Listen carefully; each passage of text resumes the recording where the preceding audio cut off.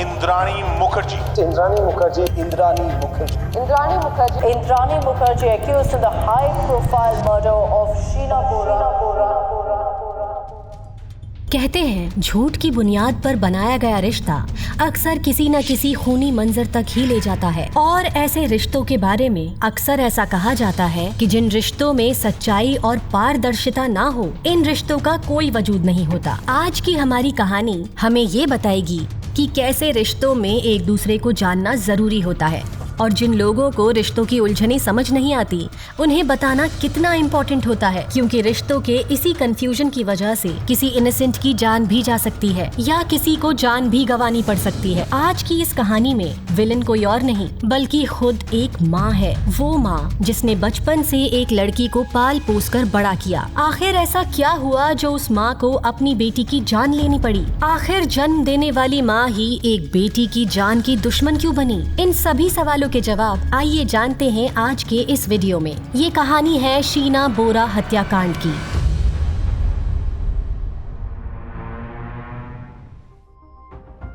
आसाम के एक middle class family में इंद्राणी मुखर्जी का जन्म हुआ था। बचपन से गरीबी और भुखमरी की वजह से इंद्राणी को पैसा कमाने की चाह थी, लेकिन आसाम में रहते हुए ये पॉसिबल नहीं था। इंद्राणी मुखर्जी की स्टेटमेंट्स के मुताबिक बचपन में जब वो 14 साल की थी तब उनके पिताजी ने ही उनका रेप किया। इसके बाद 16 साल की उम्र में भी फिर से उनके पापा ने इंद्राणी का रेप किया था। इंद्राणी का कहना था कि उनका पिता काफी घटिया आदमी था और हमेशा दारू के नशे में रहता था। शॉकिंगली जब उनके साथ दूसरी बार हुआ तो इंद्राणी प्रेग्नेंट हो गई और उन्हें उस प्रेगनेंसी से एक लड़की हुई। लड़की का नाम था शीना बोरा। जी हाँ, इस कहानी में यही सबसे शॉकिंग बात है कि शीना बोरा इंद्राणी मुखर्जी की बेटी थी और वो भी एक रेप की वजह से पैदा हुई बेटी। लेकिन आगे चल के आपको पता चलेगा कि कैसे इंद्राणी मुखर्जी दुनिया से इस बात को छुपाती है और शीना बोरा को अपनी बहन बताती है। और इसी झूठ की बुनियाद पर खड़ा ये रिश्ता आगे चलकर एक खूनी खेल खेलता है। कहा जाता है कि आसाम में रहते हुए इंद्राणी मुखर्जी सिद्धार्थ दास नाम के एक शख्स के साथ लिव इन रिलेशनशिप में थी। कई सालों तक एक दूसरे के साथ रहने की वजह से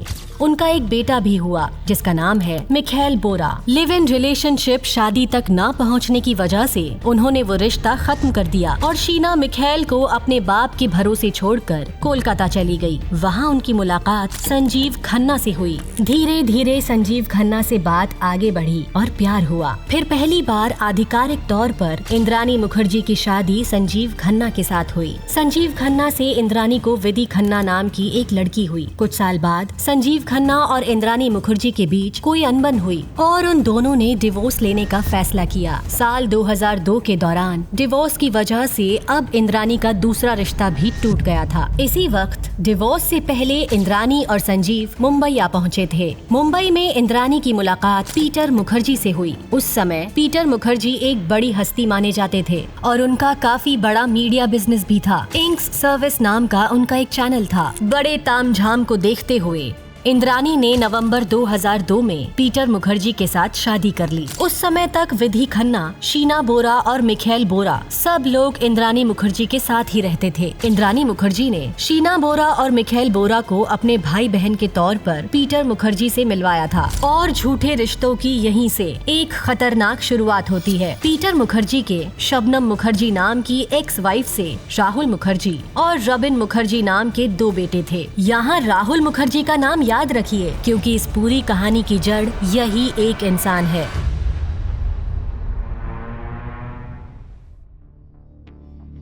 तो इस खूनी कहानी की शुरुआत होती है एक अननोन कॉल से। जून 2015 में मुंबई कमिश्नर राकेश मारिया को एक अननोन कॉल आया। उसने बताया कि इंद्राणी मुखर्जी और पीटर मुखर्जी की एक फैमिली मेंबर शीना बोरा पिछले 3 साल से गायब है और उसका खून उसकी माँ इंद्राणी मुखर्जी ने ही किया है। इस अननोन कॉल की वजह से उस समय राकेश मारिया काफी सोच में पड़ गए थे। ऐसा इसीलिए क्योंकि उन दिनों इंद्राणी मुखर्जी और पीटर मुखर्जी मुंबई के मीडिया टाइकून्स माने जाते थे और उनसे पूछताछ करना या फिर उनके ऊपर हाथ लगाना बहुत रिस्की था। इसीलिए राकेश मारिया ने इस खबर की सच्चाई पता करने के लिए उनकी एक क्लोज टीम को बताया। साथ ही उन्होंने ये भी कहा कि शीना बोरा नाम की एक लड़की की जांच की जा रही है। ये बात इंद्रानी और पीटर मुखर्जी को पता नहीं चलनी चाहिए। कई महीनों तक इन्वेस्टिगेशन करने के बाद भी कोई सुराग नहीं मिला, ना ही शीना बोरा का और ना ही उस अननोन कॉलर का। उस वक्त तक राकेश मारिया को बस यही बात पता थी कि शीना बोरा इंद्रानी मुखर्जी की बहन है और पीटर मुखर्जी की साली है। अनऑफिशियल इन्वेस्टिगेशन कर रहे इंस्पेक्टर दिनेश कदम ने अपने खबरियों से भी इस बात की सच्चाई निकलवा ली। फिर 2-3 महीनों बाद दिनेश कदम के एक खबरी ने बताया कि आज से 3 साल पहले इंद्रानी मुखर्जी का एक ड्राइवर हुआ करता था जिसका नाम था शामवर राय। लेकिन पुलिस को ये शक था कि अगर वो शामवर राय को अरेस्ट करेगी तो इंद्रानी मुखर्जी अलर्ट हो जाएगी और उस समय इंद्रानी मुखर्जी यूके गई हुई थी।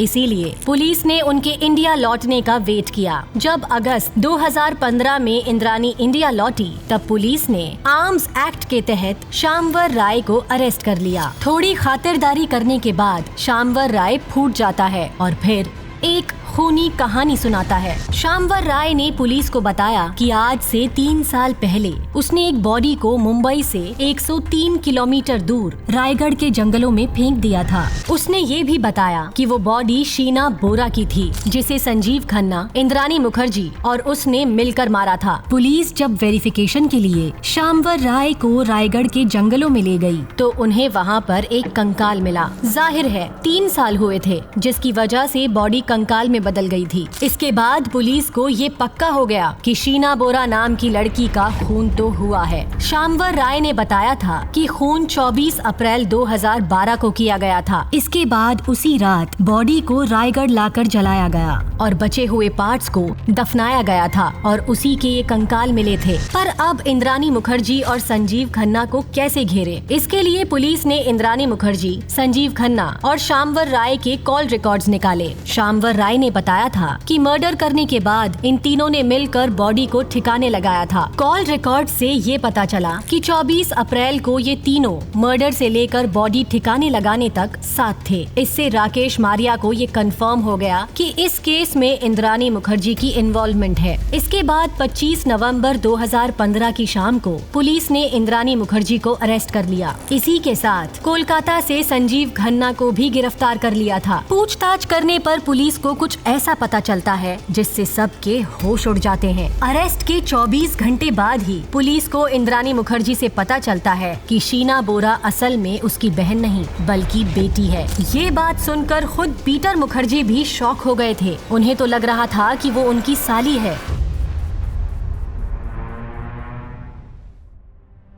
जैसा कि हमने देखा, पीटर मुखर्जी के 2 बेटे थे, राहुल मुखर्जी और रॉबिन मुखर्जी। पीटर मुखर्जी को ये पता ही नहीं था कि शीना बोरा और मिखेल बोरा इंद्रानी के भाई बहन नहीं बल्कि बेटा और बेटी थे। साल 2012 में शीना बोरा आसाम से मुंबई आई थी और मुंबई के एक सीए फर्म में उन्होंने नौकरी ज्वाइन की थी। मुंबई में आने के बाद उनके और उनकी माँ इंद्रानी के बीच रिश्तों को लेकर काफी बार झगड़ा भी हुआ। जाहिर है इंद्रानी उसे अपनी बहन बता रही थी, बल्कि वो तो उसकी बेटी थी। इसी बीच शीना की मुलाकात पीटर मुखर्जी के बेटे राहुल मुखर्जी से हुई। राहुल को भी ये नहीं पता था कि शीना उसकी सौतेली बहन है। उन दोनों में धीरे धीरे प्यार हो गया और फिर यही प्यार शीना के गले का फंदा बन गया। जब इंद्रानी को ये बात पता चली तो उसने शीना को राहुल से दूर रहने को कहा। उसने बताया कि वो उसका सौतेला भाई है और उनके इस रिश्ते को समाज कभी एक्सेप्ट नहीं करेगा। लेकिन प्यार होती ही ऐसी चीज है कि अच्छे अच्छों को हरा देती है। इंद्रानी अपनी बेटी शीना के सामने बिल्कुल असहाय हो गई थी। हालांकि पीटर मुखर्जी को इस रिश्ते से कोई एतराज नहीं था क्योंकि वो तो शीना को अपनी साली ही मानता था। कई बार हुए झगड़ों की वजह से शीना और इंद्रानी के बीच कड़वाहट पैदा हुई और फिर एक दिन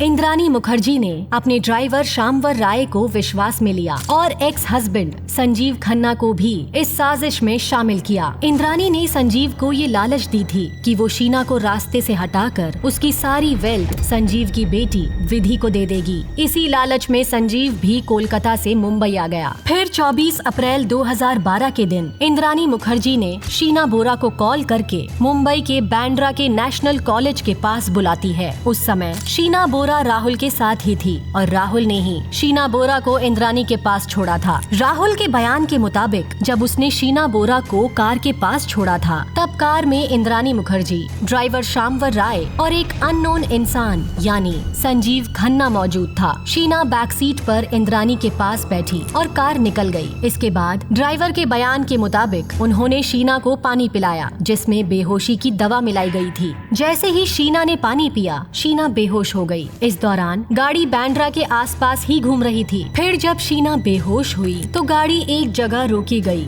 और सामने वाली सीट पर बैठा संजीव पीछे चला गया। संजीव ने शीना के हाथ पकड़े, ड्राइवर ने पांव पकड़े और इंद्रानी ने अपनी सगी बेटी शीना बोरा का गला घोट दिया। शीना के मर्डर के बाद उसकी बॉडी गाड़ी में ही बैठाई गई जैसे कोई सोया हो। कहा जाता है कि इसके बाद शाम को इंद्रानी मुखर्जी मिखैल के रूम पर गई थी। उसे बहुत ज्यादा दारू पिलाने के बाद भी वो बेहोश नहीं हो रहा था। इसीलिए संजीव ने इंद्रानी से कहा कि मिखैल को अगले दिन मारेंगे और 2 डेड बॉडीज एक साथ ले जाने में दिक्कत होगी। इसीलिए उस दिन मिखैल बच गया। इसके बाद रात के अंधेरे में इंद्रानी मुखर्जी, संजीव खन्ना और ड्राइवर शीना की बॉडी लेकर रायगढ़ पहुँचे। वहाँ उन्होंने रात के अंधेरे में ही शीना की बॉडी को जला दिया और बचे हुए पार्ट्स को दफना दिया। इसके बाद इंद्रानी ने शीना के मोबाइल से ही सीए फर्म को रेजिग्नेशन लेटर भेजा और राहुल को मैसेज भेजकर कहा कि वो उसे छोड़कर हमेशा हमेशा के लिए यूएसए शिफ्ट हो रही है। जब राहुल ने मैसेज देखा तो उसे अटपटा लगा, इसीलिए उसने पुलिस स्टेशन में रिपोर्ट भी लिखाई थी, लेकिन पुलिस ने उसे भगा दिया। अगर उसी दिन पुलिस राहुल की कंप्लेंट को सीरियस लेती तो शायद शीना के मर्डर को दुनिया के सामने लाने में 3 साल नहीं लगते।